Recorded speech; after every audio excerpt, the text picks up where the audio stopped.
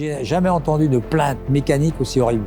Le truc qui se déchire, qui se défonce, qui vache. Ça, c'est une expérience avec la mort, ça. Oui, bon, j'ai regardé parce que j'ai retourné mon carnet de vol. On m'aurait presque fait dire, bon, tu l'as rêvé, quoi. Au moment où nous, on devient menaçant, mais comme dans les films, c'est passage en vitesse lumière, hein. Et on a critiqué, les Russes, par contre, leurs avions, c'est de la merde. Bah, je peux vous dire que moi, j'ai vu le contraire. J'attendais plus 14 secondes, l'avion se levait. Et quand j'avais des talons à hauteur des oreilles, je repoussais et je passais supersonique à 12 000 pieds, quoi. Et moi, j'ai survécu à tout ça. Alors, je veux dire, entre vous et vous, mais pourquoi je suis encore vivant?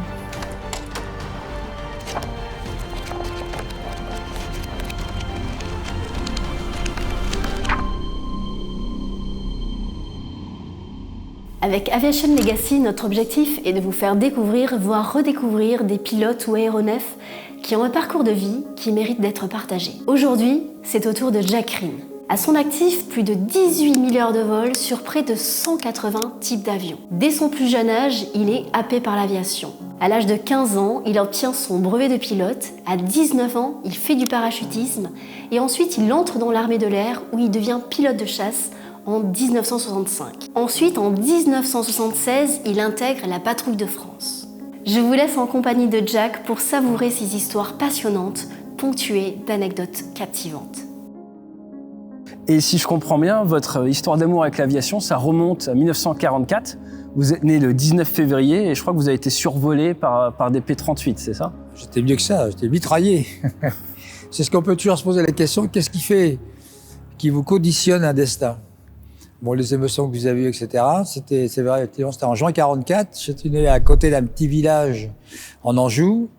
Et de l'autre côté d'une petite rivière, il y avait ce qu'on appelait la baillie, une immense prairie où les Allemands avaient établi un terrain de chasse. C'était des terrains itinérants en fonction du front qui se déplaçaient. C'était bordé par des peupliers. Et au ras des peupliers, il y a un raid de P-38 de Lightning qui est arrivé pour mitrailler le terrain. Ça pétait dans tous les sens. Bon, ben ouais, j'étais dans mon berceau, j'étais aux premières lignes. Et apparemment, au lieu de me foutre la trouille, ça a dû me coller des émotions que j'ai mis en mémoire quelque part pour me pousser peut-être à retrouver ça, quoi. Et c'est ce que je dis aux jeunes qui ont envie de faire de l'aviation, de renoncer jamais, parce que bon, mon enfance a été, j'étais un bébé, ma naissance était difficile, j'étais un bébé mais qui a eu toutes les maladies qu'on pouvait avoir pendant la guerre.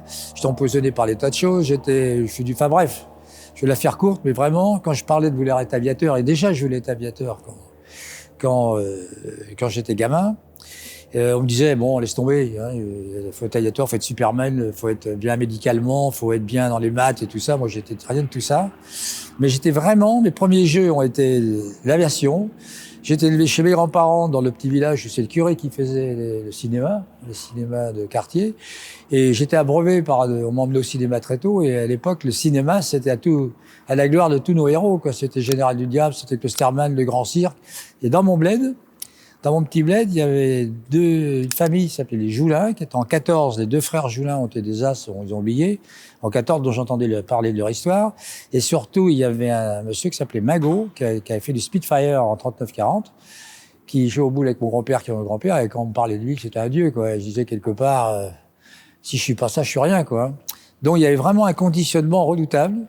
Et c'était ça, si je suis pas ça, je suis rien. Alors, en fait, je dis que je suis un peu comme les Vikings disaient, l'énergie vitale que les dieux m'ont donnée, c'est pour réaliser quelque chose que j'ai au fond de moi qui est grand. Et c'était ça ou rien. Et alors ça m'a fait traverser toutes les épreuves. Les études, étaient étaient standards pour pouvoir progresser. L'armée de l'air, c'est grâce à l'armée de l'air. Il y a toujours un bon côté des choses, parce que j'avais 15 ans dans mon bled au Mans. Alors là, j'étais monté au Mans, aux ailes du Maine. J'étais dans une rue et je vois une affiche « Devenez aviateur », comme ça revient un peu maintenant. Si vous passez un brevet à l'aéroclub du coin, l'armée de l'air vous paye votre brevet. Donc j'ai couru avec mon petit vélo aux ailes du Maine et j'ai fait un stage de planeur. Alors les planeurs de l'époque, c'était pas 75 de finesse comme maintenant, c'était bon truc. Par contre, ça vous donnait une science du pilotage, une science de l'air, une science de chercher une incidence, un avion qui décrochait, ça vous donnait vraiment le sens de l'air, de la météo, etc. J'ai passé donc ce brevet de planeur. L'armée de l'air a payé à mon club. J'ai continué. Alors, j'ai fait du parachutisme aussi, enfin, tout ce qui foutait en l'air. Et puis, à 18 ans et 3/4, j'ai un concours de l'armée de l'air. Tout le monde me disait, mais qu'est-ce que tu vas foutre là-dedans? J'ai dit, j'y vais. Et j'ai été reçu, j'étais pris. Et quand je dis quand la foi, alors on peut définir l'émotion j'ai que des coups de chance. Que, vous voyez, des fois, vous vous dites, j'aimerais le faire, mais oui, mais il y a ceci, il y a cela, ça marchera pas parce qu'il y a la colonne moins qu'on vous dit. Moi, il fallait que ça soit ça. Et j'aime bien une anecdote que j'aime raconter, elle a un petit côté sexuel même, c'est l'aviation. C'est que je pense que là, l'infirmière, quand elle a présenté mon dossier au médecin-chef qui devait signer mon aptitude, elle devait avoir un décolleté vachement plus intéressant que mon dossier et qu'il n'a pas dû prêter toute l'attention nécessaire. Il a dû signer en disant, peut-être aussi parce que on repartait sur la guerre d'Algérie, enfin il y avait la guerre d'Algérie, peut-être qu'ils avaient besoin de pilotes à l'époque et que les critères étaient plus... Enfin bref. Donc je suis rentré à Cognac sur T6. Alors c'était un gros avion, le T6, c'était un avion chasseur, donc il me fallait 2 coussins dans le dos, 3 sous les fesses pour toucher les pédales. Mais je me débrouillerais très vite avec. J'ai fait la transition réacteur à l'époque sur Fouga Magister, qui était à Orange, et je suis allé dans l'école de chasse à Tours sur Mystère 4. Alors ça, c'était intéressant, parce que le Mystère 4, c'est un avion monoplace, donc il y avait personne pour nous montrer comment ça marchait. Ah non, en plus, c'était un avion qui avait des ailes en flèche, alors qu'on faisait l'entraînement sur T-33, le F-80, qui était plus classique et biplace. Alors, fallait y aller, quoi. Et puis, ce qu'il y avait de drôle, il y avait des rituels à l'école, c'est que les gens qui étaient lâchés, les plus jeunes promos qui arrivaient, alors les gens qui étaient déjà lâchés, T33, etc., bon, on saluait. Mais les gens qui étaient lâchés Mystère 4, c'était les supersoniques. Ouais, parce qu'on allait passer après, sur Noirmoutier, on montait à 40 000 pieds, grand piqué, on prenait Mach 1502, mais on passait en supersonique. Alors là, le petit gars, les petits jeunes, ils nous faisaient la haine d'honneur quand on allait au mess habillés. Bon, et puis après ça, il y avait une ambiance, il y avait beaucoup de gens d'ailleurs qui avaient fait la guerre encore. Hein. Moi, j'étais formé par un gars qui avait fait encore la bataille d'Angleterre, qui nous donnait des bons principes et qui s'appliqueraient même maintenant dans l'aviation d'affaires parce que on n'a pas la vitesse, on se casse la gueule. On fait pas la surveillance du ciel. En temps de guerre, c'est l'avion que vous avez pas vu qui vous flingue, mais c'est l'avion que vous avez pas vu qui vous envoie tapis en collision. Et la vitesse. Que ce soit le truc, quand vous avez un pépin, hein, c'est vous gardez la vitesse pour revenir au sol dans des conditions, autrement vous décrochez, enfin bref. Donc j'ai eu des bons principes, vraiment, les premiers principes de base. Et puis, donc CRAI, alors CRAI, la défense aérienne, la noblesse, le combat aérien, la défense aérienne, c'était pas comme ce qu'on appelait, comme les marins, hein, les couilles par terre, enfin pardon, les bidons par terre, la force aérienne tactique, ne pas se faire voir. Enfin, tout ça, c'est l'ambiance de rivalité, de l'ego des aviateurs. Les marins, c'est évidemment les meilleurs dans la chasse parce qu'ils savaient apponter. Mais comme je disais, c'est nous qui vous formons à la base. Alors si vous êtes bons, c'est un peu grâce à nous. Enfin, c'était des rivalités joyeuses, je dirais. Nous, on faisait des missions de combat. Les Américains ont rien avancé pour ça. C'est que alternativement, les escadres en France de défense aérienne ou de défense aérienne tactique et les marins, qui étaient dans des divisions ailleurs, sous des radars qui s'appelaient Raki Radar ou Mazout, etc. Il y en a qui faisaient l'intrus, hein, ou l'agresseur. Et puis voilà, on se faisait des bonnes manœuvres, on filmait les films de tir et alternativement, on se posait chez l'un ou l'autre. Alors, j'ai de grands souvenirs quand je me posais dans la division, que j'allais au carré des officiers et qu'on débriefait. C'était vraiment sympa, quel bonheur on avait. Enfin, c'était un sacré sport. Et puis, comme on pilotait vraiment les avions de domaine de vol, moi, je croyais que mes camarades qui avaient été formés dans l'armée d'air, qui ont fait la marine après, ils pilotaient le Crusader qui est redoutable. Et bon, alors après, donc il y a eu la guerre froide qui s'est déclarée. L'ambiance était complètement différente de ce qu'on a maintenant, parce que c'était vraiment grave. Enfin, ça l'est actuellement, mais je veux dire, les bombes atomiques existaient. En fait, on était entre les Américains et les Russes, et De Gaulle avait dit, écoutez, les Russes, si vous nous balancez un truc, je veux dire, dans l'heure, vous en avez autant, on va vous caraméliser Moscou, Saint-Pétersbourg, Kiev aussi, qui faisait partie de la Russie. Et on était en alerte en 5 tout le temps, quoi. Je veux dire, il y avait une ambiance auquel on se soumettait, c'est-à-dire qu'on était disponible tout le temps, on faisait beaucoup de décollages de nuit, de décollages sur alerte, quoi, dans des moments d'urgence. Et on n'avait pas d'état d'âme, quoi, il n'y avait pas de ticket de retour, hein. On savait que c'était vraiment sûrement une partie de la fin du monde. Moi, j'avais appris quelques mots de russe parce que je me disais, si je rentre à pied, je m'éjecte, je peux te tomber sur une petite russe qui est pas d'accord avec Brejnev et qui Karasho, pilote Samayot, Francuski, Davai, Tibialiubiu. Enfin, j'avais trouvé quelques petits mots. Ce qui est d'ailleurs étonnant, c'est que en 96 à la Glasnost, je suis parti en Ukraine à Kirovskaya, qui est une base secrète à l'époque. C'est curieux qu'on n'en parle pas maintenant, qui est en Crimée, qui est au sud de Simferopol, le grand terrain. Je suis parti faire du Sukhoi. C'était leur plus grande base, qui doit toujours être la base. Tous les avions russes c'est un peu, au point de vue territoire, c'est 3 fois Charles de Gaulle, c'est Istres. Mont-de-Marsan, Réunion, tous les avions russes, tout le proto qu'ils avaient était dans cette base. Et je suis allé dans 4 ans, faire du Sukhoi 27, du MiG-29, et bon, pour faire les choses bien. Et quand je suis arrivé là-bas, j'ai dit, bon, fout au goulag, quoi. Ben non. Et, oui, c'est le politique qui rend les guerriers mauvais, quelque part. Parce que quand je suis revenu, on s'est fait la guerre, avec les Russes, voilà, failli. Mais, Karacho, Jack, Normandie-Yémen, ils m'ont ressorti l'histoire du Normandie-Yémen. Allez voir les petits Français maintenant, même les adultes maintenant, qui connaissent l'histoire de l'escadrille Normandie-Yémen, où c'est des Français qui sont allés prêter main forte aux Russes contre les nazis. Donc j'étais bien, j'ai fait de l'avion fabuleux. Alors les Russes, en fait, ont des avions, à l'époque, maintenant ils sont de niveau de partout, c'était des avions pragmatiques, par des ingénieurs ingénieux, pour être pilotés un peu par des moujiks, ce qui n'est pas et entretenus par des moujiks, c'est-à-dire des trucs. Comme je disais, leurs avions doivent rester 45 jours pour moins 45 et revoler en 45 minutes. Et ce qui m'a amusé, enfin, je veux dire, sans méprise, c'est que c'était le début des glass cockpits. Or, les premiers Sukhoi 27, le glass cockpit, c'était l'avion de base avec une petite télé qui était achetée au GOUM du coin et qui était adoptée en cockpit. Franchement, hein, c'est pas une prison ce que je dis, mais par rapport à nous, nos ingénieurs sont des fois de temps en temps dans les étoiles. Là, c'était du pragmatique. Donc, bon, j'étais à Creil. L'armée de l'air disait, il faut un peu remuer un peu la routine dans les écoles. Donc, on envoyait des gens qui étaient un peu agressifs. Donc, j'y suis allé pendant 2 ans. Là, comme les choses se calmaient je dirais, j'étais un type qui prenait des risques et qui cherchait à les maîtriser, qui était assez agressif. Là, on m'a calmé, on m'a dit non, c'est fini. La sécurité des vols commençait aussi à se mettre en place. Et la plus belle punition pédagogique que m'a donné l'armée de l'air, c'est de me mettre officier de sécurité des vols. Donc le voyou que j'étais un peu est devenu le gars qui devait connaître le règlement, l'enseigner et le faire connaître. Voilà, ça m'a appris aussi l'autre aspect des choses, la dualité des choses. Donc je suis retourné à Creil, et puis là j'avais un de mes anciens instructeurs qui allait devenir leader à la patrouille de France, et qui m'a dit on cherche un solo, actuellement, bon les gens sont d'accord, si tu veux tu viens. Bon, l'état-major avait une autre idée pour moi, c'était de me foutre comment l'escadrille dans un truc, mais là la PAF. Et la PAF, si un seul pilote de la patrouille ne veut pas que vous veniez, vous attendez. Que vous soyez partout, etc. Bon, la patrouille, c'était un des beaux cadeaux que m'a fait l'armée de l'air.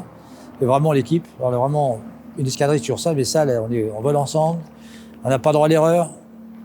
C'est encore un des seuls métiers. Vous mettez les fesses en l'air, faire attention, de revenir par terre en bon état. Poser, pas casser, contrôler, comme je vais le dire. Et c'était vraiment un moment de symbiose. Je dirais presque une forme d'extase à partager ça. Et puis répéter jusqu'à temps que les choses deviennent parfaites. L'émotion entre les gens, là, qui recule, enfin, c'était du top, ça. Puis en plus, c'était la première fois où, je dirais, le vulgum pecus et la presse ne regardaient plus comme des gens qui faisaient du bruit, qui bouffaient du pétrole déjà, mais panache, élégance, virtuosité, c'était beau à voir, toujours, on mettait les gens d'accord, quoi. Et après la patrouille, bon, l'armée de l'air me donnait encore une suite de carrière intéressante, puisque je devais venir comme escadrille sur Mirage 5 à Colmar. Moi, je voulais faire les essais. Bon, l'armée de l'air, il y a des gens qui décident dans l'état-major, et les essais, je disais, ça va durer, ça m'intéressait. C'était le 2000 qui arrivait, mais après, j'ai dit, je vais faire quoi? On fout en état-major. Donc, j'avais passé un concours pour être pilote de ligne. Je suis rentré à Air Inter et à Air France après. Au niveau de l'armée de l'air, vous êtes passé par le CEAM, non? Oui. Vous avez fait du Mirage 3 et également l'arrivée du Mirage F1. Alors là, j'ai fait les essais du Mirage F1. C'était sympa, ça, oui. L'évaluation du Mirage F1, qui était l'avion, à l'époque, qui s'appelait l'avion de chasse du futur, enfin, le marché des siècles. Le marché du siècle, entre F-16. Je me rappelle. Peut-être les marins, d'ailleurs, ils s'en rappellent aussi. Et on était, en fait, on était à Mont-de-Marsan, on était une bande de voyous, en fait. On était des gens de Creil. On était la défense aérienne pure, nous, C'était la Maillotche. Donc, on était 5 ou 6 Mirage 3. Et on servait de plastron pour évaluer les F1 en combat. Et au début, ça se passait pas très bien. D'abord parce qu'on était des vieux voyous. On ne faisait que ça. Et puis le domaine de vol du Mirage 3, il y a longtemps qu'on savait s'en servir. Que le F1 était tout neuf. Que les ingénieurs ou les aérodynamiciens, ils vous prenez une incidence, vous mettez une I-16. Et puis là, I-16, on s'en foutait. Nous, on prenait de l'élan, on prenait un supersonique, on leur sautait derrière. Enfin bref, c'était une belle dynamique. Ça, j'ai apprécié. Puis on discutait aussi avec les ingénieurs d'essai, les pilotes d'essai. J'avais même un ancien ami et commandant d'escadrille qui s'appelait Louis Héon, qui était des pilotes de marque du F1. Donc, puis c'était les premiers rotocommandes, enregistreurs de vol, le vecteur vitesse dans le collimateur. Enfin, c'était vraiment déjà une évolution, comme aide, on va dire, à la perception du domaine de vol. Nous, ce qu'on faisait avec le regard et puis les sensations, je dirais même les moustaches, là, ça devenait scientifique. Donc c'était très chouette. Je me rappelle cet épisode. Enfin bref. Donc après, je suis parti dans le civil et je suis resté réserviste et réserviste actif. C'est-à-dire, je faisais un bon mois, 2 mois complets. Donc ils m'ont mis à Creil. J'accueillais les jeunes pilotes. J'étais toujours dans la chasse. J'ai fait des missions. D'ailleurs, c'est les vraies missions de guerre que j'ai faites en réel, c'est en étant que réserviste, puisqu'après, je suis passé dans le transport, sur Transal et sur Hercules. J'étais faire des missions au Kosovo, à Sarajevo, et là, ça pétait. Alors, anecdotiquement, c'est que pour se poser, je crois que c'est à Sarajevo, il y avait un cône. Si on n'était pas dedans, on risquait de se faire flinguer par des missiles. Alors, il fallait y arriver, et puis, il fallait vraiment se poser en piqué. Comme je dis, se mettre le trou de balle au niveau de la fontanelle. Et les pilotes de transport, comme tu disais, qui m'aimaient, disaient, tu piloteras toujours comme un pilote de chasse, toi, hein, voilà, ça te va bien. Et après, je suis devenu, alors, communicant. J'étais officier supérieur adjoint à la communication des armées, donc c'était très intéressant. Et je continuais à faire des périodes de réserviste. Et puis après, je me suis commencé à m'occuper des jeunes, du BA, vous savez, les jeunes qu'ils avaient. Ce que je fais beaucoup aussi en ce moment, on les fait voler, on leur donne des cours. Hein, j'ai fait beaucoup d'humanitaires aussi. Alors, je me suis trouvé ça s'appelle Air Solidarité. Et j'ai fait 13 ou 14 ans en Afrique. Et on partait un mois avec des petits avions. Et on allait toujours, s'il y avait des œuvres, on va dire, à faire, c'était soit refaire des cheptels, soit refaire comment dirais-je, tout ce qui était médical. Hein, ça c'est beaucoup. Le business, hein, des aides à l'artisanat d'art, c'était vraiment, il y a un côté positif qui est complètement inversé maintenant. Hein. Mais là-bas, on arrivait quand même dans des coins assez extraordinaires. Bon, les puits pour avoir de la flotte.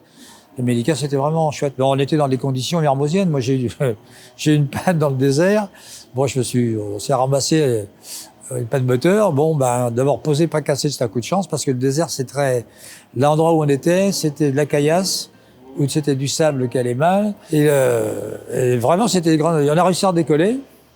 Hein, on est resté 3 jours, on s'est fait récupérer par des Touaregs, enfin des aventures, c'est chouette quoi. Et puis maintenant je m'occupe des veuves aussi.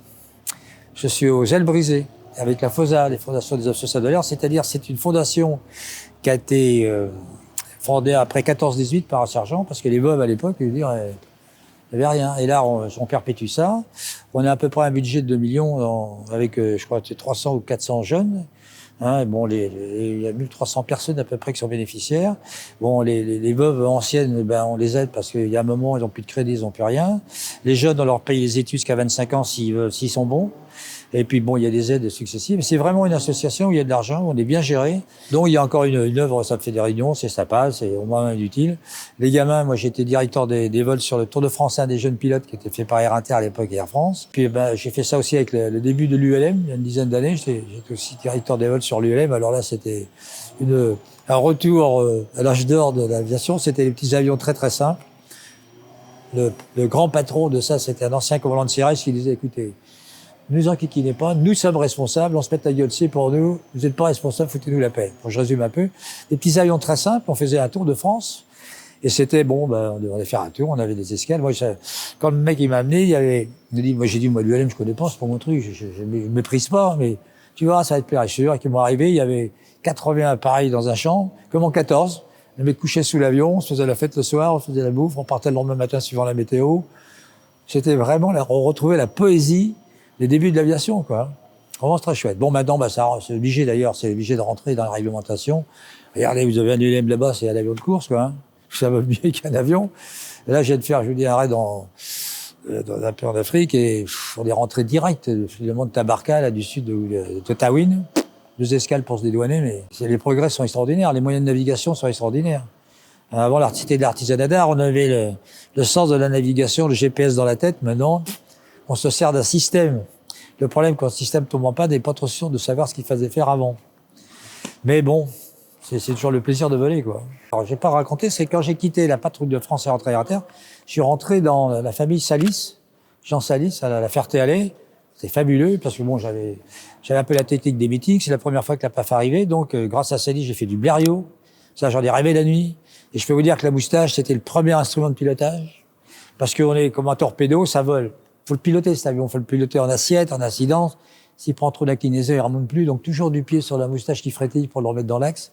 Et je suis redescendu, j'ai compris un peu ce que ça pouvait être si on est réincarné en hanneton. Vous voyez, ça, j'ai encore des idées qui vous viennent. Comment est-ce que vous voyez la trajectoire de l'aviation, surtout ces 30 dernières années, avec l'arrivée massive des aides et des automatismes? Ça, c'est le génie humain. Et l'excellent tout est mauvais. Bon, il t'entend, mais je veux dire, on a des ingénieurs. Alors je dis ça, c'est pour l'entendre parler que ça, parce que c'est des mecs de temps en temps, ils doivent voir Dieu pour avoir ils créent des systèmes, justement, qui augmentent la performance humaine. Nous, on mettait 5 ans à savoir faire du combat aérien, à savoir évaluer une situation aérienne, tactique, à naviguer. La trouille, c'était de se perdre. Enfin, je veux dire, on naviguait tactiquement à 500 nœuds, on avait la 500 000, quoi. Hein. Il y a des moments, je voyais la tour Eiffel, ça me rassurait, quoi. Hein, parce que je savais plus trop où j'étais. Je rêvais d'un système actuel où sur votre carte, on vous dit vous êtes là, et puis, franchement, hein, bon, ça c'est fabuleux. Même l'utilisation des avions, le domaine de vol, faire du combat en Mirage 3 et faire du combat en Rafale maintenant. D'abord, c'est moins la mission, mais c'est fabuleux, quoi. Je veux dire, là, c'est des réussites extraordinaires. Bon, on va pas nier ça. Par contre, quand le système ne marche pas, vous ne savez plus faire. Je dis toujours, nous, on partait en navigation, si j'avais, pendant la première branche, le soleil, à mes 1 heure, si un quart d'heure après, j'avais dans les fesses, si c'était pas le soleil qui était devant, c'est moi qui me gourais, ou mon système qui, maintenant, les gens n'ont plus ce réflexe-là. Ça tombe en panne, vous savez, c'est comme les premiers GPS dans les voitures. GPS en panne, ils savent plus où ils sont, ils savent même plus où ils vont. Le cerveau ne travaille pas pareil. Donc, maintenant, on apprend à utiliser des systèmes, alors que notre système avant, c'était nos hémisphères cérébraux, l'hypothalamus. Vous voyez ce que je veux dire? On avait cette science en nous. Bon. Alors, chaque chose a son avantage et son inconvénient. Moi, quand j'apprends aux jeunes encore à piloter, j'apprends à s'orienter, à savoir se retrouver. S'il y a une panne, de savoir gérer la panne moteur, s'il n'y a pas, garder de la vitesse pour aller vers le sol et pas le contraire. Et quelque part, je dirais, l'ingénieur, il veut se rassurer quelque part, il veut tout savoir. Alors, quand vous avez une panne dans l'avion, c'est plutôt revenir à ce qui vous reste.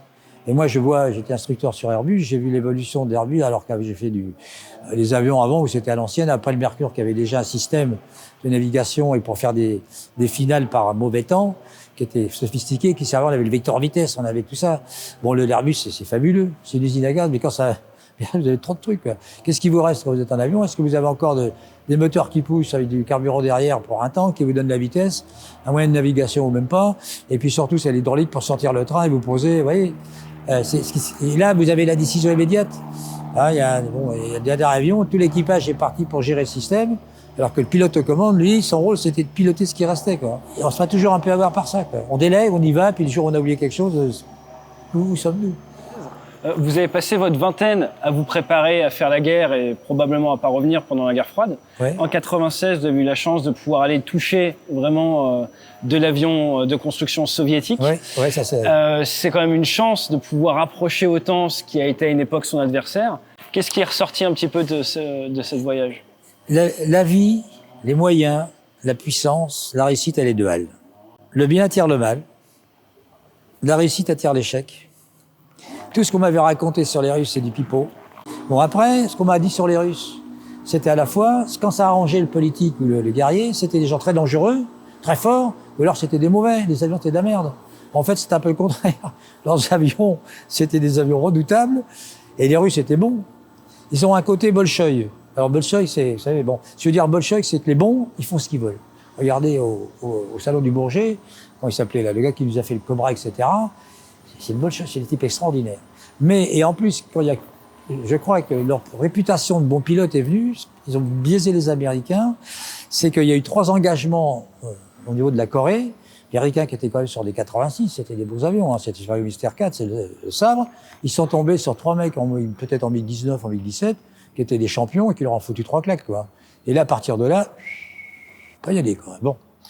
Et on a critiqué, mais les Russes, par contre, leurs avions, c'est de la merde. Je peux vous dire que moi, j'ai vu le contraire.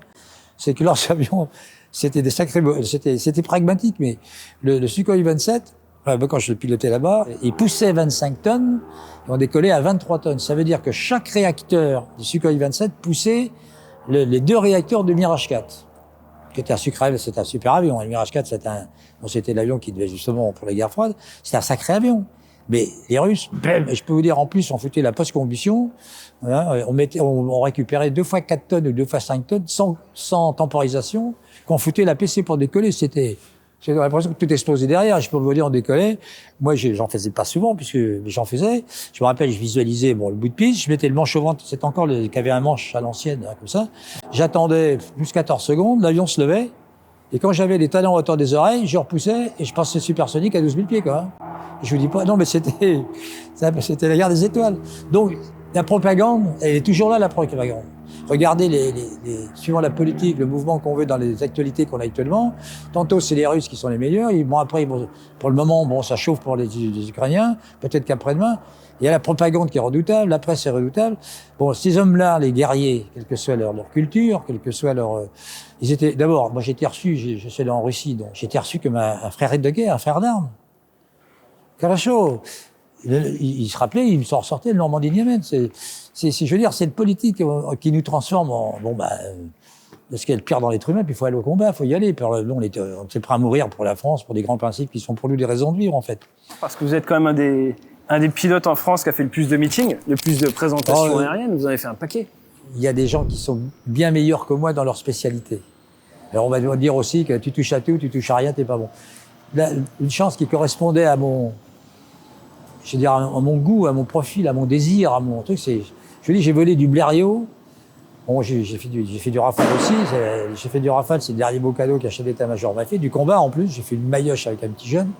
Et bon, et quand elle est redescendue, on dit, le vieux, il est pas pourri. Donc, c'était, mon dégo était là. J'ai une extase, je veux dire, moi, je peux raconter ce que c'est qu'une forme d'extase. Vous faites une belle voltige en meeting. Il y a des moments, mais il y a des jours, rien ne marche, j'ai pas la puissance, j'ai pas le... Et là, il y a des jours, il y a une voix qui m'a dit, j'étais, mais vraiment, c'était pas ce que de faire l'amour, voilà. Et une voix qui m'a dit, n'oublie pas qu'il est en vol quand même, faut retourner sur Terre.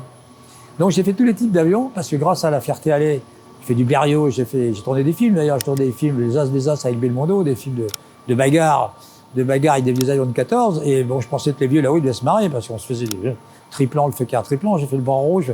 Bon, après, j'ai fait l'évolution, même avec les petits avions, puisque je suis du LM avec des systèmes dedans. Donc c'est la diversité qui fait que tous les avions se posent pareil. C'est quand on met les fesses en l'air, faut faire attention de revenir sur Terre, poser, pas casser, contrôler. Et voilà. Alors, quels que soient les systèmes qui vous aident. Moi, j'ai une question pour vous. Le 4 juin 1993, vous faites une démonstration avec un Mystère 4. Et je crois que ça vous a laissé un souvenir. C'était une expérience, on dit après, donc je me serais bien passé. Parce que l'avion, il a été perdu. Et puis, je me suis bien ramassé aussi. Ça, c'est une expérience avec la mort, ça. C'est pas pour faire du romantisme, chacun il trouve son idée. C'est que, alors j'étais heureux parce que c'était un anniversaire qui était grandiose dans l'armée de l'air. C'était le Mystère 4 était, après la guerre, était un avion de chasse de base, un peu, si vous voulez, pour la défense aérienne. Et puis, c'était un anniversaire qui était le 30e ou 40e anniversaire. Aussi, l'avènement du Jaguar.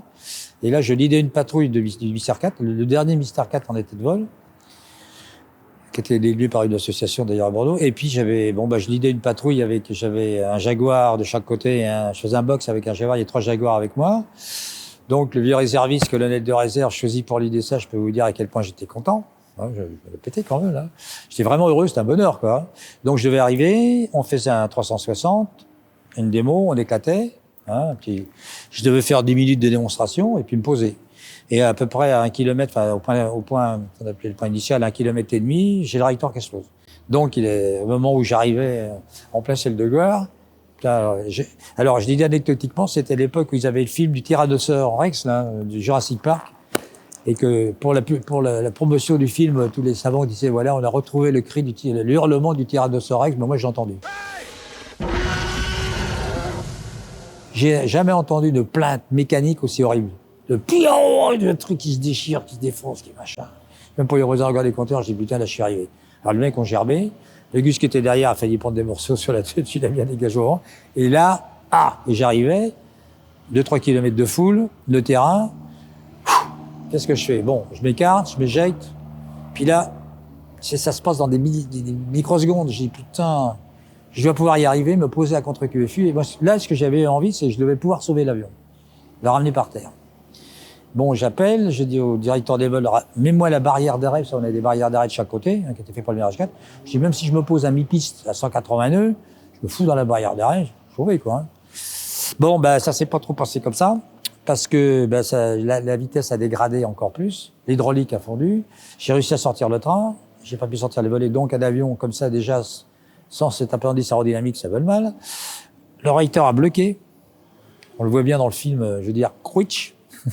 Et puis là, heureusement, merci Marcel Dassault, parce que ces ingénieurs sont bons, c'est qu'il m'avait mis un secours électrique Parce que s'il n'y a plus d'hydraulique, le mare part en amont, vous êtes mort. J'ai survolé la tribune officielle avec tous les généraux, etc., qui disaient, putain, le Jack, on va le prendre sur la tête. Bon, et j'ai réussi à piloter jusqu'au bout.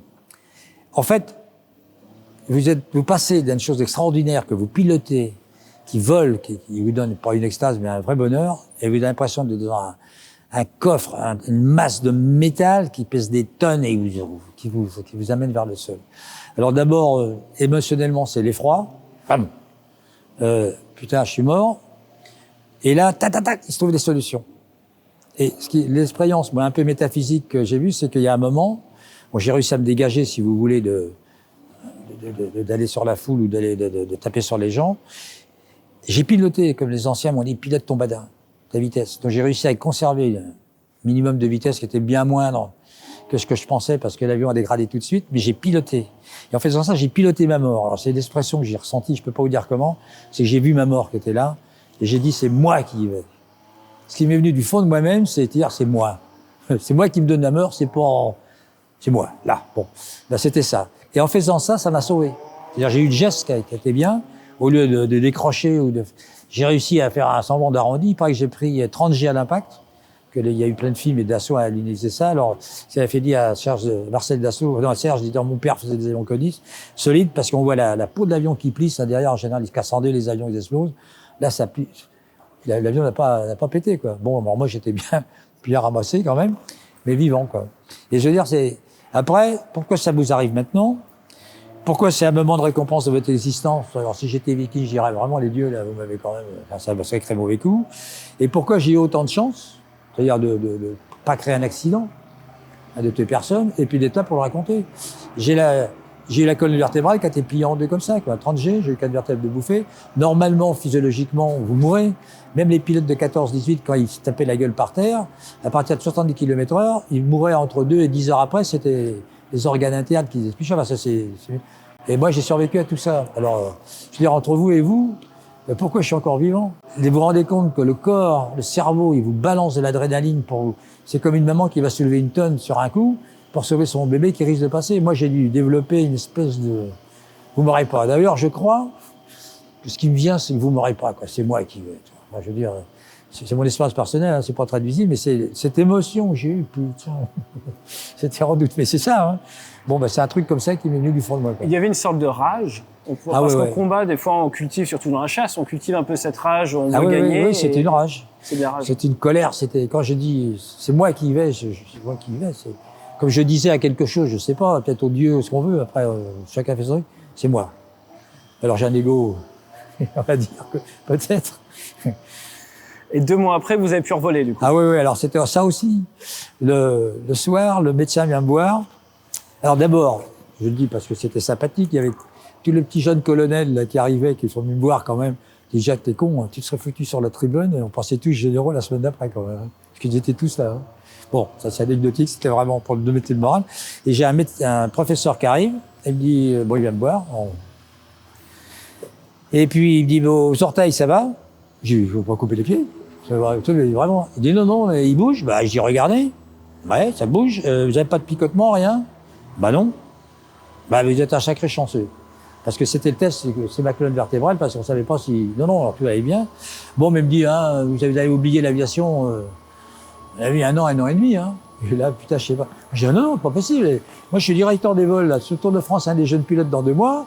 Alors, vous me dites, c'est les vertèbres. Les vertèbres, c'est de l'os. On m'avait dit qu'en 21 jours, c'est ressoudé. Il me reste 3 semaines pour m'en rééduquer, 1 semaine pour passer le CMPN, c'est bon. Et là, je vois le mec, je lui dis que c'est pas la peine, le pauvre vieux, ou là, vraiment, c'était le médecin qui a dit, oui, bon, on pourra envisager. Mais c'est fabuleux, une parole comme ça. Parce que d'abord, il n'a pas été contre cette espèce d'élan vital que j'avais. Il m'aurait dit, non, c'est cuit, peut-être qu'il y a une chose en moi qui aurait dit, bon, j'abandonne, quoi. Et ce qu'il y a de plus étonnant, c'est que 2 mois, jour pour jour, j'ai retrouvé ma licence. Sans biaiser le médecin, encore que lui me connaissait un peu, il y a quand même un aspect. Et j'ai retrouvé, donc j'ai été faire une rééducation. Alors j'étais 3 semaines, et je suis remis sur le plan, vraiment j'ai souffert. Mais bon. Après, j'allais me rééduquer, j'ai la 4 pattes, hein. J'ai dit à un kiné qui était à 500 mètres chez moi. J'étais une vraie momie vivante. J'ai un pote qui est venu me voir, il me dit, je t'ai vu sortir de chez toi, j'ai pas pu te parler parce que j'avais l'impression d'un zombie qui marchait. Mais Donc 3 semaines, ça a été. 3 semaines après, ça allait. Je leur demande le CMPN.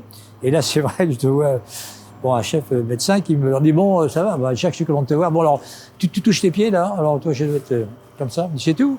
Je dis, écoute, je vais pas forcer, là, mais c'est bon. Je dis, écoute, je te promets, tu n'auras pas d'ennui. Mais laisse-moi voler, ça va être mon remède. Il m'a dit, bon, allez. Ça veut dire qu'il y a encore des gens qui sont capables de faire. Mais la nature humaine, c'est ça. Et la meilleure éducation que j'ai eue, c'est de repartir en vol, quoi. Et il y a des gens comme ça, il y a une rémission pour certaines choses. C'est presque une injustice, parce que j'ai vu les deux côtés quand même. Hein. Se laisser aller, mourir dans les 15 jours, hein, ou bien même le soir. Hein. J'ai basculé pratiquement tout le temps entre. Vous savez, j'ai fait mon taf, merci mon Dieu. Il y a aussi, je pense, il y a aussi quand c'est comme les gens qu'on va flinguer. Moi, ça m'a toujours épaté de voir les gens qu'on amène au poteau d'exécution, ils sont déjà ailleurs. Il y a une acceptation, il y a même du bien-être quelque part. C'est ça qui est la piège entre l'hémisphère gauche et l'hémisphère droit. Ces deux puissances, c'est je suis ressenti, hein. Mais alors là, par contre, ils ne m'auront pas et je continuerai, quoi. C'est comme ça. C'est ce que je dis aux jeunes là qui veulent faire l'aviation. Je dis, ne renoncez pas. Si vous sentez que vous avez quelque chose, l'aviation ailleurs. Moi, je vois les vieilles races, les guerriers, parce que bon, quelque part, je pense que j'ai. Bon. J'ai dit, comme disaient les Vikings, si les dieux m'ont donné cette énergie vitale pour faire quelque chose de grand, même si c'est pour être collecteur de timbres, n'écoutez pas les gens qui vont vous dire ça sert à rien. Si c'est votre bonheur, votre plaisir, faites-le. C'est votre rôle, c'est votre bonheur, c'est tout ça, quoi. J'aurais l'angoisse d'aller à une vente, avoir un timbre, et vous aurez tous les soirs, là, vous aurez le bonheur dans lequel ça vous donnera. C'est fabuleux, ça, je veux dire. On a tout ça au fond de soi. Le problème de ton éducation, c'est qu'en fait, il y a toujours un oui mais. Moi, j'ai passé mon enfance à ce qu'on me dise oui mais, tu y seras jamais, parce qu'il faut être ceci. Bon, c'est une forme de. C'est jamais un bon pète au casque, quoi. J'ai presque envie de dire qu'on peut dire aussi que vous aviez à peu près 40 ans d'avance sur la démocratisation de certains sujets qui à l'heure actuelle sont très présents en Amérique du Nord avec des pilotes de la Navy ou de l'Air Medlair qui disent avoir rencontré des objets en vol. Ah oui, ça aussi. Vous avez été un des premiers à oser en parler. C'est un sujet tabou chez les professionnels. C'est vous qui avez cassé un petit peu ce tabou avec un vol que vous avez déjà raconté en 1975, 23 septembre. 73 aussi. 73. Ouais. Non, je dis ça, c'est vraiment. Oui, bon, j'ai regardé parce que j'ai retourné mon carnet de vol à un agent. On m'aurait presque fait dire, bon, tu l'as rêvé, quoi. Mais je me rappelle, c'était une mission Mimosa, tiens. Le vol était simple, c'était, un entraînement de rassemblement en vol de nuit, au radar, hein, parce que le rassemblement en vol de nuit, c'est quand même, c'était l'exercice. Maintenant, on fait ça, je veux dire, ça en rafale. Bon, je vais pas dire que les mecs sont moins bons, mais. C'est plus facile. Ça vous donne tout ce qu'il fallait. Nous, c'était, en fait, le radar du sol le guidait. On putait sur le radar du virage 3 qui était des fois, on voyait avant le radar, mais bon, on va dire ça maintenant. Et puis on terminait à vue. Alors déjà, on terminait à vue, puis ils ont identifié, un coup de phare, etc. Donc c'était une mission comme ça, on partait pour ça. Hein. Bon, la première mission, je t'ai dit de patrouille, mais j'étais plastron. Alors t'as regardé les étoiles, 40 000 pieds, t'es bien, pourtant, c'est vrai, il y a des moments de... Alors, il vous prend une angoisse, alors il y a des moments, ça arrive, ou alors... Et là, je vois à mes 10 heures, je vois un truc qui ressemblait à un avion de ligne, quoi. Enfin, un truc assez long, des hublots, peut-être à une dizaine de nautiques. Bon, j'ai vu qu'est-ce que ça fout là, parce que déjà, les messieurs, on avait des zones à nous, il avait rien à faire là. Et puis, si c'était un civil, j'ai va nous foutre un Airvis, un anglais, parce qu'il vient de l'Ouest. Donc, enfin, voilà, bon. Les trucs. Et j'appelle le contrôleur, je dis, écoutez, là, j'ai un trafic dans les 10 heures. Il me dit, moi, vous êtes sûr? Bah oui, je dis, ouais, je vois bien. Il dit, bah, écoutez, moi, je vois tout le monde. Je vous vois, vous, votre collègue, les trafics, mais ça, je les vois pas. Ah, écoutez, je le vois quand même. Bon, alors, oxygène précieux, machin. Qu'au début de la destination de haute altitude, c'est la procédure. Mais je dis non, je le vois, quoi. Puis là, mon pote arrive, tac, bon, non. Puis il dit, tu vois ce que je vois? Ah, oui, là, oui. Bon, alors on rappelle le contrôle. On lui dit, on voit cet avion-là à 10 heures.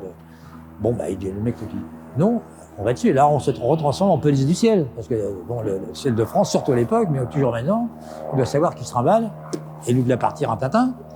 Et au moment où on arrive dessus, alors c'est pas facile aussi, hein, la nuit, de savoir la distance, le volume. Enfin, puis je veux dire, c'est vraiment, il y a des pièges. Hein. Enfin, on le voit au moment où j'arrête un avion de chasse, au moment où nous on devient menaçant, mais comme dans les films, passage en vitesse lumière. Hein. La demi-seconde où, et là, et l'image qui m'est venue, c'est, vous savez, dans Tintin Milou, il y a les deux Dupont qui sont dans la Jeep, ils doivent rouler à 20 km/h. Puis il y a le docteur Muller qui les double pimpot, il y en a un qui descend en disant, mais pourquoi on est arrêté? J'ai eu l'impression de t'arrêter sur place, c'est pour miracle. Bon, on arrête. On a un dialogue avec contrôleur, on reprend la mission. Pareil. Alors, deuxième fois, là, il arrive. On commençait le relatif, c'est moi qui étais chasseur, et là, il apparaît. Comme un troisième avion de chasse, qui regarderait sur la perche ce qu'il faisait, quoi. Hein. Bon, on fonce dessus. Alors, je vais vous dire, hein, aucun 6 ou le bordel, en quelques collisions, on était assez énervés. Pareil, à un moment où on est menaçant, il se barre. Et une troisième fois, pareil. Jamais menaçant, pas de brouillage radar ni radio, mais ce truc-là qui... Alors bon, j'ai attendu 1 milliard d'explications. Hein. Alors, l'intérêt, c'est qu'on était deux, comme si j'avais fait un vol avec vous, et puis on était 2 avions, et on l'a vu 3 fois, 2 avions différents. Et le sobriquet de mon camarade, c'était l'enclume. Tu sais, on a tous des sobriquets, des marins. Hein, Foscal, machin. Mon pote, ça s'appelait l'enclume. Beau gosse, un Top Gun. Et les petits cons, on me l'a fait pas. Hein. Bon, ce que je veux dire, c'est que bon, on peut avoir des hallucinations. Après, tout est vrai, tout est faux. Moi, tous les mecs qui récurent ça, les bourrins qui nous disent que la Terre est plate, si ça les rassure, je veux pas le mal qu'ils font, quoi. Je veux dire, oui, tout est possible et son contraire dans l'être humain. Ça, c'était une aventure assez extraordinaire. Très bien. Eh ben, merci pour ce partage. Je vais vous donner quelques noms d'avions sur lesquels vous avez volé. Ouais. N'hésitez pas à me dire ce que vous ressentez quand vous repensez à l'expérience que vous avez sur cet avion. Question. On va commencer par celui dont vous parliez tout à l'heure, le Blériot. Le Blériot. Alors, c'est Jean Salis qui m'a donné le... Et en plus, j'allais le présenter dans ma ville natale, précisément, de terrain d'Angers. Parce que je suis né à côté d'Angers. Il y a des choses, des synchronicités. Et alors, quand il m'a lâché, il m'a dit voilà. Et c'est vrai que j'en ai rêvé la nuit. Je vais vous dire, métaphysiquement, j'en ai rêvé la nuit. Et j'ai vu Blériot au pied de mon lit qui me regardait en disant c'est bien, mon petit gars. Authentique. Alors après, on va dire imaginaire du cerveau. Mais c'est fabuleux. Alors ça vous fout un peu d'huile de ricin là. Là, vous avez un tas d'enfer, parce que vous êtes un peu en torpedo. Bon, il y a des moustaches dans le truc. Et alors, ça décolle avec vous. Le tout, c'est que ça a très peu de puissance. Et puis après, si vous vous mettez en virage, c'est les ailes qui gauchissent. Toutes les ailes. C'est pour ça qu'on a le gauchissement. Il y a 10 degrés. Mais si vous partez au-dessus de, moi, c'était le truc, 20 degrés d'inclinaison, il ne revient pas au gauchissement. Il faut remettre du pied à l'extérieur pour revenir en roulis induit. Puis surtout, ça vole n'importe. Enfin, faut le piloter tout le temps. C'est pas stable. Enfin, moi, j'ai trouvé pas stable. Et là, c'est là que, à chaque fois que je partais en lacet, j'avais du vent sur ma moustache. Donc, ça faisait le bas de l'aide. Alors, je mettais du pied sur la moustache qui frémissait. Gauche-droite, gauche-droite. Ça ressemblait. Et l'atterrissage, c'est poum, poum. Ça s'arrête en 30 mètres, quoi. Je crois que c'est la vitesse entre 40 et 60 km. Alors là, j'étais intenable pendant. C'était vraiment, et j'ai remercié Salis en disant, vous fait un cadeau, pour avoir fait Mike 2-2. Et puis les premiers mecs qui se sont foutus là-dedans, quoi, comme Pégou ailleurs. Mais ça volait, hein. Les autres, je connais pas. Il y a d'autres prototypes qui ont été construits à cet âge-là, mais lui, il volait. Ça veut dire qu'on pouvait le piloter. On pouvait décoller, voler, aller faire un tour et revenir. Sauf s'il n'y a pas trop de vent. Non, fabuleux. Ça, j'en ai encore des frissons quand j'en parle. Si je vous dis le T6. Alors là, c'est mon avion qui m'a fait le moins un pilote de chasse. Le T6, il ne pardonnait rien, c'était le maître à voler. C'est lourd, il y a un gros moteur quand même, hein, il y a un gros moteur en étoile, il y a une grosse hélice. Il y a tous les défauts, il y avait tous les défauts des avions de chasse en fait. Et si vous étiez lâchable là-dessus, d'ailleurs c'était pour ça que tous les pilotes de 39-40 qui étaient lâchables là-dessus étaient réputés pour faire du split ou du warbird, enfin etc. Parce que c'était vraiment un maître total. Vous faisiez une connerie, vous faisiez des booms, des machins, les remises de gaz sans les compensateurs, on pouvait rien oublier. C'était vraiment posé, pas cassé. Et là, ça commençait parce que vous posez la roulette de queue, là vous partiez en sucette et... Non, pareil, j'en fais encore à la Ferté-Aller, c'est un bonheur ce truc. Si je vous dis Fouga. Là, j'en fais encore, là, c'est la poésie, c'est les panaches, c'est l'élégance, c'est une hirondelle, cet avion à piloter. Non, franchement, à part le bruit qui est un peu dur pour les oreilles, mais c'est fabuleux. On a une patrouille encore, là, on va se présenter à la Ferté, en 4 Fouga ou peut-être 5. C'était fait par des ingénieurs qui ont fait des planeurs. Donc, le prototype est un planeur. Donc, les coefficients sont là, quoi. Hein, il restitue l'énergie, c'est fabuleux. Si je vous dis Mirage 3. Oh putain.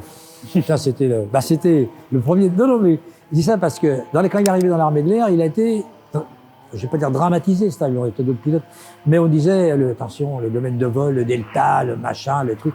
C'est vrai. Et on foutait la trouille aux mecs, quoi. Alors moi, ça donne le contraire, c'est que je suis tranquille chez moi là-dedans. D'ailleurs, en combat aérien, je amenais dans des domaines de vol que Et il a poussé, etc. Il fallait comprendre. Bon, il fallait comprendre, c'était comprendre ce que c'est qu'une polaire de l'aile, comprendre ce que c'était qu'une zone d'incidence, et que c'est le premier qui ne décrochait pas. Et à partir de la naissance, il fallait de la puissance, autrement il sautait sur le cul. Donc. Et alors, une anecdote encore, c'est quand j'étais là chez Mirage 3, donc j'étais adjoint aux opérations aériennes de Creil, j'étais accueilli, alors c'était l'académie, c'était Dijon, alors monsieur, vous sortez du tunnel, parce que maintenant vous êtes pilote de Mirage, l'ego du pilote c'est ça, bon je disais bon, et j'étais tout de suite à l'aise dans cet avion, j'ai compris comment il fallait faire. Et on avait à l'époque, 5 missions de combat à faire, avec les anciens pour nous apprendre le domaine de vol. Les 2 premières missions, mais j'exultais quoi. Alors, ils m'ont trouvé peut-être dangereux, donc les 3 autres missions, j'ai fait des VSV, vous savez, j'étais fait des bon, mais sérieux, pas de risque. Je peux le dire maintenant, mon fou. Non, parce que j'étais, bon, je pense, j'étais redoutable avec ça. Excellent. Moi, je suis devenu, c'est instructeur de combat, on l'était quand on était chef de patrouille de chasse, ça t'a connu ça, mais je prenais un panard et j'étais pratiquement imbaisable. Non, bon, il y avait Pagnot aussi, qui était un type, je suis son là, qui lui présentait en vol, qui avait senti, si vous voulez, cette aérodynamique, quoi. Après, vous avez été parmi les premiers quand même à faire du 320. Vous avez fait du 320 assez tôt. Si je vous dis Airbus A320. Compagnie. Alors là, je suis passé de l'avion humain à l'avion électronique. Ouais. D'abord, bon, j'ai dit comme je suis, hein, je suis honnête, c'est que quand j'ai vu l'avion, je me rappelle sous le Bourget, j'ai fait un tour de Séville, j'ai dit ça, c'est un avion baisse pilote. Ouais. Parce que quand il y a une merde, c'est trop compliqué. Ouais. Par contre, ça marche bien, et ça vous dégage du vol, ça vous dégage de la peur de piloter. Vous pilotez par un système intermédiaire. Ça permet vous n'êtes plus en contact avec, je dirais, à la fois les réalités et votre vraie peur. Et là, j'ai dit, c'est trop compliqué. Et je me rappelle, je leur avais dit, pour que j'étais plus intelligent, mais comme je suis un mec qui a un peu un sens pragmatique, je dis, quand il y a une merde, arrête trop. C'est comme quand il y a une merde, la vitesse, d'abord la tenir, et puis voir s'il nous reste pour le reste. Alors là, c'est fabuleux, hein, il y a toutes les pages qui pensent, c'est le machin, le bazar, le bidule, machin. Ok. Ça m'a coûté peut-être d'ailleurs, parce qu'après, quand je suis quitté l'armée de l'air, une place chez eux, mais voilà. Mais par contre, c'est fabuleux, on peut pas aller contre ça. Mais, même, je vais vous dire, il y a une représentation spatiale qu'on a avec nos yeux et de sens dans l'avion. D'abord, un badin, ça se voit. Là, ça se lit, j'ai des chiffres. Vous avez une intuition, l'horizon de secours, comme vous aviez d'ailleurs sur le Rafale, c'est comme sur le Fouga. Ça, c'est un horizon qui vous parle. Vous le regardez, vous savez l'assiette et l'inclinaison. Bon. On avait demandé un incidence-mètre aussi. Mais la culture n'était pas ça. Bon, en plus, c'est quand il y a une merde, il y a 36 choses à faire. Bon, cet avion-là aussi, il se met sur le cul, il descend, on se rend même pas compte. Je veux dire, le Mercure, quand j'avais pas la vitesse sans sortir les traînées, il y avait le stérilé qui chatouillait un peu, il venait vers l'avant en disant, dis donc, Jojo, ça va pas là. Je veux dire, tu avais des sensations. Dans les appuis, la représentation de l'horizon, la représentation de l'avion, elle est mauvaise. Parce que ce petit horizon alors, ils avaient mis un horizon qui était pas mauvais, mais la série d'après, c'était une pièce de 100 sous. Ça te parle pas, si tu veux, dans tes sens. Bon, après, dans toute bordette qu'il y a là, tu sais plus où t'en es, quand t'es en panique. Bon, en plus, des commandes de vol. Commandes de vol à l'ancienne. Plein piqué, plein cabré. Normalement, ça fait ça. Tu vois ce que le copain à côté. Là, un petit joystick. Tu sais plus ce que tu mets dedans. Franchement, c'était un truc. Moi, il y a un mec, j'ai discuté aussi avec un mec qui disait, oui, je dis, oui, mais écoute. On va pas revenir là-dessus. Et t'as ta bagnole la nuit. T'es sur une ligne droite. Encore, c'est une ligne droite. T'as bien parié, il y a des peupliers de chaque côté, hein. Enfin, t'as un volant. T'as encore un volant, là. On pilote pas nos voitures, t'as un volant, et puis comme t'es pas con malgré tout, on connaît le neutre du volant. T'as une panne de phare, t'es dans plein de trous noirs, tu vas d'instinct sentir ton volant neutre, tu vas freiner, mais si t'as un truc en joystick avec un palpeur sur les roues qui t'évite les trous, au bout de 10 secondes, tu sais pas où t'en es. Ce qui m'amène vers une petite question, un petit quiz très très simple, c'est je vais vous soumettre certains types de vols, et vous allez me dire quel avion vous aimeriez prendre pour faire ce type de vol. On va trahir le secret pour l'ennemi. Si je vous dis qu'il faut faire une démonstration aérienne, un meeting, par exemple, à La Ferté, quel avion est-ce que vous préférez prendre? Tous. Bonne réponse. Je veux dire, je le vois très bien. Bonne réponse. Ça, j'adore. Il y a quelques années, là, j'ai pris un petit bébé Jodel. C'était bon, M. Chabert à l'époque, il avait un talent fou. Et il y a toujours des comptes. Ouais, tu dis la Maltaise, je suis pas prêt pour ça. Je dis, t'as qu'à savoir que monsieur Jodel de la Casse, là, il avait fait pour qu'on puisse une voltige premier cycle. Bon, puis ça a une poésie. Bon, quand j'ai fait mon tour en Rafale, j'en ai fait du tout, mais putain, je suis descendu, j'étais atteint pendant la semaine, quoi. Puis après, c'est l'image que tu vas représenter aux foules. Parce que quand tu es en train de faire une démo devant X milliers de personnes, je veux dire, l'ego, il est là, quoi. Donc, à coup de Rafale, ça a quand même cravate focus, une jeune fille maintenant, qu'un tour de T6, tu vois. Mais tout, et quand je dis tout, c'est vrai. C'est vrai, hein, j'ai pratiquement à la Ferté, et à un moment à la Ferté, dans les meetings, je sautais d'un avion sur l'autre. Ouais, je me rappelle de ça, je vous ai vu faire. Et mon problème, c'était qu'ils me piquent pas mes coussins. Parce que, poum. Non, mais voilà, bon, c'est une belle question. Très belle réponse. Si vous devez partir au combat, on va dire, on a besoin de vous en pilote de chasse, quel serait votre avion de prédilection? Ben, un avion qui aura encore 2 canons. Bon, ouais. Sachant que l'engagement au combat, c'est cuit. Tu prends un missile sans... Alors, bon, je prendrai un Rafale, faut pas être con. Parce que je veux dire, j'ai quand même fait pas mal de CU avec le Rafale. Ça fait plaisir quand même de savoir, il y a un chose qui vous chauffe, que vous êtes... quand même, les petits jeunes comme vous, là, il y a pas longtemps, hein, quand il faisait l'émission en Libye et tout, il faisait des bisous à maman le matin, il rentrait le soir, mon chéri, ça s'est bien passé, oui, je suis allé faire la guerre en Libye, j'ai fait 9 heures de vol, 8 ravitaillements, et j'ai balancé un missile dans un quai de Sanso, quoi. Hein. Bon, voilà, c'est un peu l'eau de vie, quoi. Hein. Bon, maintenant, le combat, si c'est le combat où il ne reste plus rien, on a fait des trucs, c'est-à-dire, il n'y a plus rien que le matériel qui est frustré, puis c'est le mec qui fait la différence. Qu'est-ce que je veux dire? Je me foutre en l'air pour Oregon, ça dépendra de ce qui resterait, quoi. Hein. Mirage 3, Mirage 3, vous prenez? Oui, bah, j'y pensais, parce que c'est quand même un truc, mais bon, malgré tout, Mirage 3, bon, il y a à part les 2 canons qu'il y a dessus, enfin, on avait de l'armement quand même, on avait ici, on avait le Solwinder, on avait tout ça. Mais par contre, je peux vous dire que si c'était vraiment avec il reste plus grand chose. Parce que moi, j'ai fait partie aussi d'études pour voir, il reste plus rien. J'avais dit, en France, cette sélectionnée, c'était la guerre électromagnétique. Ouais. Donc tout le monde plantait. Alors j'avais fait un genre de thèse en disant, j'étais patron des SAT à l'époque. Donc les aéroclubs, alors on formait des pilotes on leur apprenait l'opérationnel, j'ai ça avec ça. J'ai fait une thèse, il y a 3200 terrains en France. Il y avait, je sais pas, mettons, de 3000 avions ou 2000 avions de clubs avec quoi tout. Et ça, on peut faire la guerre avec ça. Bon, puis les armées, il y avait le Sokata qui avait fait un modèle de rallye renforcé, tout ça. S'il reste plus que ça, c'est comme on dit, la chose au couteau. Tu me fous une mitrailleuse sur un rallye, avant de mourir, je peux faire du mal, quoi. Bon, c'est quand même une théorie. Maintenant, un aéroclub, un petit jeune qui veut commencer l'aviation et qui vient vous voir et qui vous dit, Monsieur Krien, sur quel type d'avion est-ce qu'il faut que j'apprenne? Qu'est-ce que vous lui conseillez? Bah, je dirais, il faut être moderne, hein. Je dirais un petit ULM. Parce que quoi qu'on en pense, ils sont plus fins.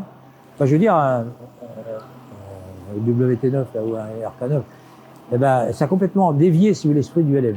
Avant, c'était quelque chose de simple, on décollait à 40, on se posait à 35, boum. Là, mais d'apprendre là-dessus, parce que si vous voulez, il y a 2 choses. Vous faites du simple, vous prenez un Piper J3, ou enfin tous les avions anciens de club, quoi. Hein. Un Cessna 150, qu'est-ce qu'il y a, je fais l'Afrique avec ça. Enfin, oui, les avions simples, la génération, il y a 30-40 ans. Ça vous donne le sens de l'air. Par contre, s'il y a de l'avenir, moi je vois quand je suis revenu avec le WT9 là, de Tunisie, putain, c'est vachement instable, c'est très fin à piloter. Alors d'ailleurs, quand on a décollé de Tabarka, sur la mer, il n'y a plus d'horizon. Ben, la représentation, c'est là que je disais que cette présentation d'horizon, c'est très con. Ça inverse presque le réflexe, j'ai eu du mal, j'avais presque le vertige pendant un quart d'heure, je ne savais plus, quoi. Parce que je voyais rien, j'étais dans le voyage. Non, je dirais, alors si c'est une question de budget, d'abord, bon, un petit avion, un petit ULM simple, un petit Ninja, là, ça consomme 13 litres, ça vaut 100 balles de l'heure, et ça a des qualités de vol qu'il faut avoir, ça apprend à arrondir, non, je dirais ça, quoi, et c'est bien. C'est comme je dirais à un gamin qui va prendre la piloter, il va d'abord faire du planeur, parce que le planeur t'apprend pas à avoir peur, hein, tu vas chercher ton truc, ton machin, ça te donne l'œil, le sens de l'air, le sens de la météo, et l'avion derrière, ça t'évitera, comme personne, le moteur s'arrête, avant de tomber. Il y a plein de possibilités. Un petit ULM de simple, voilà, pour apprendre à piloter. Et ça donne du bon pilotage. C'est des avions fins. Non, mais je veux dire, oui, c'est... Le sens de l'air. Là, ça donne le sens de l'air. Vous avez fêté récemment vos 80 ans à l'Aéroclub de France. Ouais. Si on devait vous renvoyer en 1963 et que vous pouviez croiser le Jacques Krien en 1963... Que je sais faire maintenant. Quel conseil est-ce que vous vous donneriez à vous-même? D'abord, je remercierai les dieux. C'est un peu ce que disait mon grand-père à 95 ans. Il me disait, si tu savais ce que je sais, et si tu avais mon âge, on fera un sacré équipage. Et des fois, je m'imagine, c'est très bien votre question. Bon, c'est très bien, parce qu'on sent que l'intervieweur, c'est que si je me retrouvais arrivé en 63 avec mon expérience aérienne, et le truc, je souffrirais moins quand même, j'aurais moins de peur. Et je pense que, ça sera un bonheur. Le lâcher T6, ça serait un bonheur. Qu'est-ce que je veux dire? Bon, si mes 15 ans en planeur, enfin, j'ai commencé par faire des Piper J3, puisque l'armée de l'air, quand ils vous payaient, j'avais 15 ans.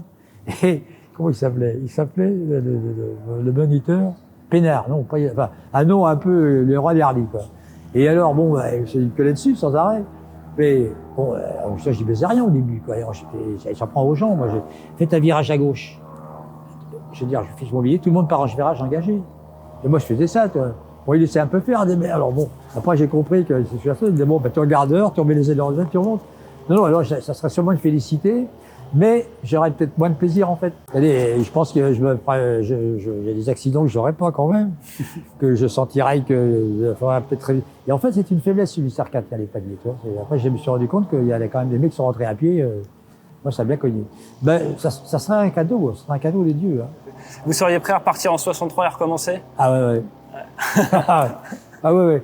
Je peux me dire maintenant. Bon, alors, quand même, là, j'ai 80 ans. Ben, je me dis, maintenant, je sais que je suis dans un compte à rebours. On les connaît, hein. J'arrivais jusque-là, merci les dieux, parce que j'y remercie tous les soirs.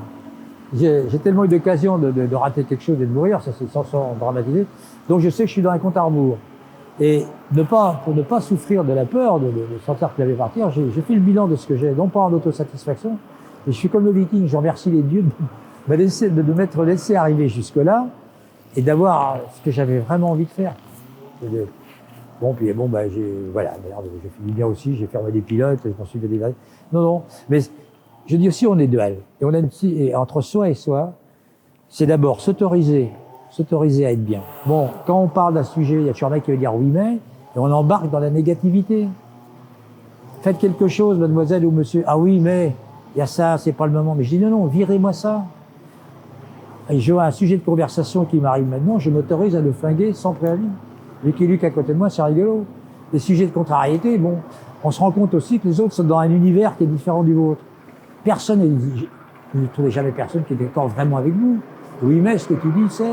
Dernier point, dernière chose, si vous voulez bien. Vous avez plus de 61 années d'expérience aéronautique. Ah, plus, oui, si je dis pas de bêtises. 80 moins 15.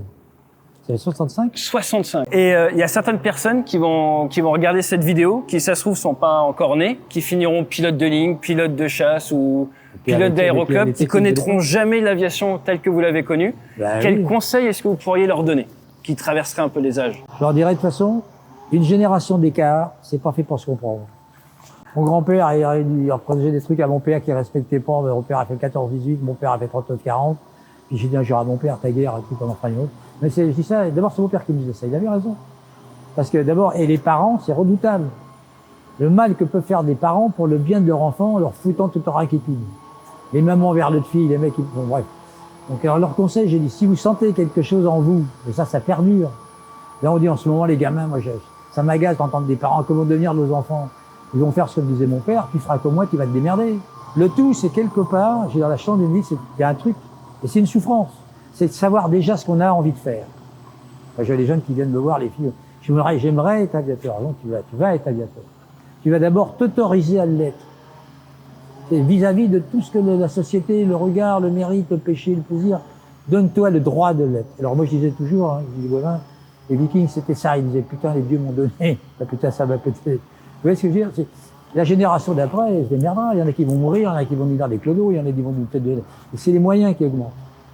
Mais aussi, c'est qu'on se détache de la réalité. Bon, l'intelligence artificielle, pour le moment, c'est une connerie. Par contre, c'est un outil fabuleux. C'est que vous pouvez résumer en 2 minutes, puisqu'on mettait 1 mois ou 2 mois de bibliothèque pour voir les trucs. Vous avez la réponse quasiment tout de suite. La médecine, c'est pareil. Il vous opère maintenant par télé interposée. Mais ça fait pas tout. Et puis, c'est pas la réponse à la peur fondamentale de l'humanité. C'est-à-dire, on aura toujours une trouille, on aura toujours une angoisse. C'est ce qui nous fait avancer, d'ailleurs. Donc, les gamins futurs, profitez-en bien, partez du bon côté, dites-vous que vous êtes bon et que vous avez le droit. Vous voyez ce que je veux dire? Tout à fait. C'est ça, et faut pas attendre, si vous voulez, des fois, on se mérite aussi. On a été aviateur, on a du pot. Hein, je veux dire, au naval, il y a un moment, on se le mérite. Il faut qu'on se fasse arriver une merde, on est des indices. J'ai un jour une espèce de vision après me péter la gueule, c'est que la vie était comme un grand magasin. Et il y a une voix qui me disait, regarde, il y a tout. Tu prends tout, c'est au poil. Tu prends rien, on s'en fout. Ah, ça veut dire, c'est pas ce qu'on vous a dit. Et chaque chose est de elle. Chaque chose est de elle. La connaissance, ça peut être une réponse à tes peurs, ou ça peut être toute une sacrée trouille. L'amour, ça peut être une félicité, un devenir, et ça peut être un enfer. Le fric, bah, ça peut être un espace de liberté, mais ça peut être un ulcère à l'estomac parce que t'es patron de banque et tu as du déficit dans le bénéfice prévu. Enfin, Bon, ça c'est mon truc. On est dual, vraiment, on est une dualité. Le bien attire le mal. Et le mal, de temps en temps, va sortir du bien. Peut-être.